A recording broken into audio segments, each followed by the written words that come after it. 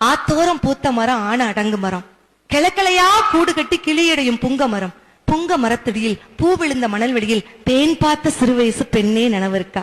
சிறுக்கி மக பாவாட சீக்கிரமா அவருதுன்னு இறுக்கி முடி போட்டு எங்காத்தா கட்டி விட பட்டு சிறுகயிறு பட்ட இடம் புண்ணாக இடுப்பு தடத்தில் நீ என்ன வச்ச நினைவு இருக்கா?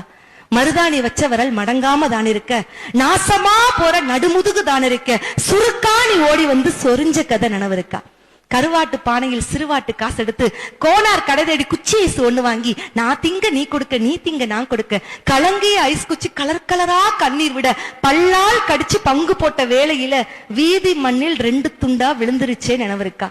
வெள்ளாறு சலசலக்க வெயில் போல நினைவலுக்கு வெள்ளி துருவல் போல வெள்ளை மணல் பளபளக்க, கண்ணாம்பூச்சி ஆடையில கால் கொலுச நீ தொலைக்க, சூடுவப்பா கிளவின்னு சொல்லி சொல்லி நீ அழுக, ஏன் காலு கொலுச எடுத்து உனக்கு மாட்டி விட்டு ஏன் வீட்டில் நொக்கு பத்தை ஏண்டி நினைவு இருக்கா?